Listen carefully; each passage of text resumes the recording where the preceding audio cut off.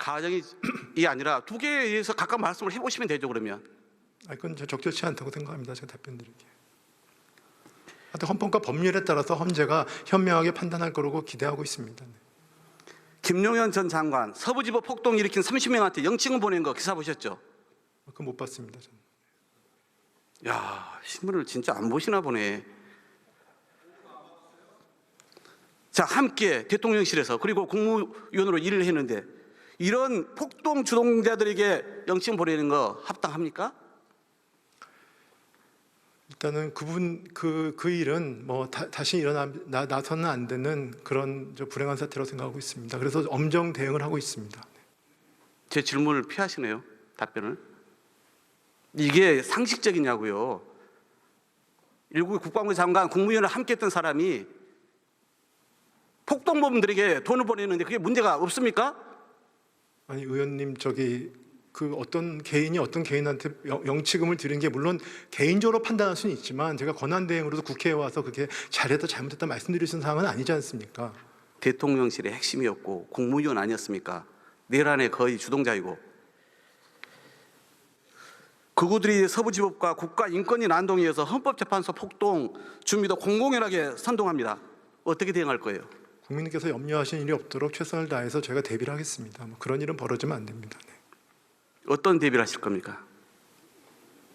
뭐 일단 저희가 지난번에 서부지법 사태 이후로 그런 주요 기관에 대해서 24시간 경비를 강화하고요. 그다음 그 외에 여러 가지 것들을 엄중 대응하는 걸로 지금 조치를 하고 있습니다. 사표냈던 정진석 비서실장 붙잡았는데 후회 안 합니까? 뭐 일단 기본적으로 제가 보좌가 필요하기 때문에 계속 부탁을 드렸습니다. 그러면 보고를 받고 있습니까? 뭐 여러 가지 네 그렇죠. 저희가 업무가 있으면은 대통령실의 보좌를 받고 있습니다. 제가 확인한 바로는 보고를 받지 않고 있다고 얘기를 들었습니다. 뭐 그거는 전체를 아마 보고를 안 받으시니까 확인은 안 되시니까 아마 그렇게 하시는 걸로 알고 있습니다. 그럼 따로 만나서 보고를 받습니까? 뭐 제가 저희가 보고 루트가 있습니다. 국정상황실 같은 경우에는 재난이나 재해 관련된 저희 부분들의 보고를 받도록 돼 있고요. 그러니까 직접 보고는 없다는 말씀이고 보고를 받고 그렇습니다. 그리고 정책실장과 안보실장은 저희 회의에 참석을 합니다. 그렇기 때문에 뭐 그런 것들은 다 보고 아니겠습니까? 정 실장이 비상계엄 선포 때 국무회의 본질이 이루어졌다 이렇게 발언했는데 동의합니까? 저는 뭐 국무회의라고 생각하지 않았다고 말씀을 드렸습니다. 그럼 본인을 보호하는 사람이 이렇게 버젓이 잘못된 이야기를 하고 있는데 그냥 이것도 수수방관이네요? 뭐 사실관계에 대한 판단은 다를 수 있다고 생각합니다. 윤석열이 여전히 대통령실이 국정의 중심이다. 이거 막말 아닙니까? 지금 대통령실이 뭘 하고 있어요? 대통령실이 뭐 좀 저를 보좌하고 있습니다. 내란의 둥지이고 소굴입니다.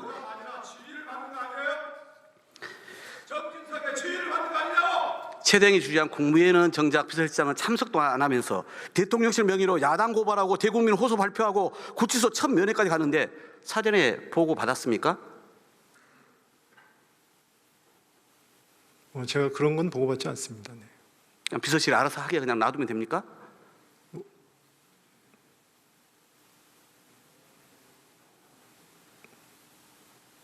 하여튼 제가 보고받지는 않았습니다.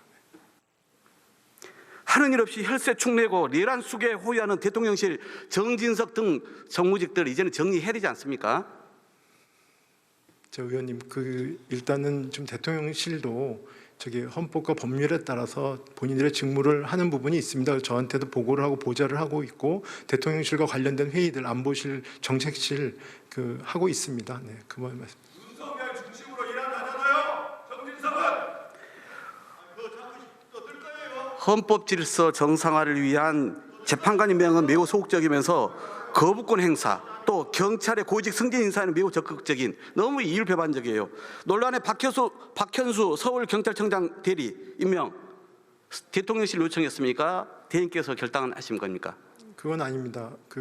행안부 장관 직무대행과 경찰청 차장이 논의를 해서 저한테 건의를 했습니다.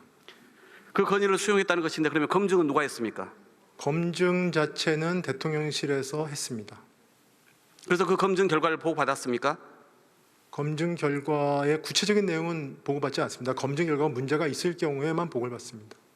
그러면 이 내란 연루 혐의 수사 대상을 받고 있는 것 알고 있었습니까? 전 알지 못했습니다. 자, 그럼 이제라도 이제 알게 됐는데 그러면은 검증이 부족했고 그때 인지를 못했던 것인데 지금이라도 철회해야 되지 않겠습니까? 그래서 제가 행안부 장관 직무대행하고 에게 그날 제가 국조특위 가서 그 얘기를 제가 인지를 했기 때문에 다시 한번 살펴보라고 얘기했는데 일단 행안부 장관 직무대행과 경찰청 차장은 뭐 문제가 없는 걸로 저한테 보고를 했습니다. 수사 대상인 건 알고 계세요? 문제가 없습니까? 그러니까 저는 그렇게 보고는 받았습니다. 근데 그때 처음으로 인지를 했습니다. 네. 그러니까 인지를 했으니까 어떻게 하실 거냐고요. 그래서 제가 행안부 장관 직무대행에게 다시 한번 살펴보라고 했는데 그 뒤에 보고로는 큰 문제가 없다 이렇게 저한테 보고를 저는 그렇게 받았습니다. 보고를. 그래서 그냥 없는 일로 넘어갈 겁니까? 그건 뭐 행안부 차관, 그러니까 장관 직무대행하고 경찰청 차장이 본인들이 판단을 해서 대응할 거라고 생각하고 있습니다. 확인했을 거라고 저는 생각하고 있습니다.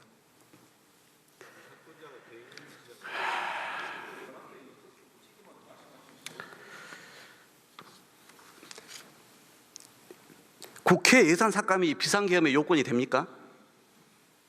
예산 삭감에 대해서는 저는 그때 상당히 유감을 표명했고 안타깝다 말씀드렸지만 그게 뭐 그렇다고 생각은 개인적으로 하지 않습니다. 그럼 지금 이제 화면에 나오는 이 대통령이 언급했던 예산 감액 내용 이거 사실관계 잘못된 게 있다. 해명 자료를 놓쳤다. 기재에서 분명히 제게 이렇게 말씀하셨잖아요. 그런데 왜 그 이후에도 기재부는 이 해명 지시를 하지 않습니까? 글쎄 저도 사후적으로 보니까 뭐 그러니까 사실관계 잘못된 게 있는데요. 뭐 필요하면 저희가 말씀을 드리겠습니다. 지금이라도 대행이 예산 감액이 국정 마비를 상쾌했다는 그 주장에 대해서 명확히 선을 그어야죠. 국회가 군간부 처우 개선비 제동 그런 거 아니다.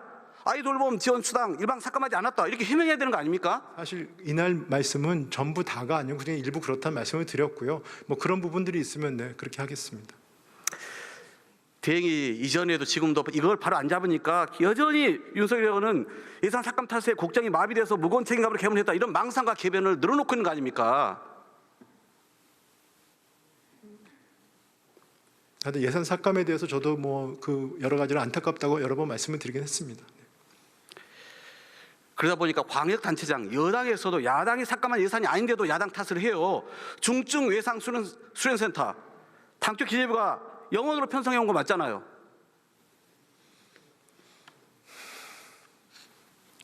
민주당 탓입니까? 네, 제가 확인해 보겠습니다.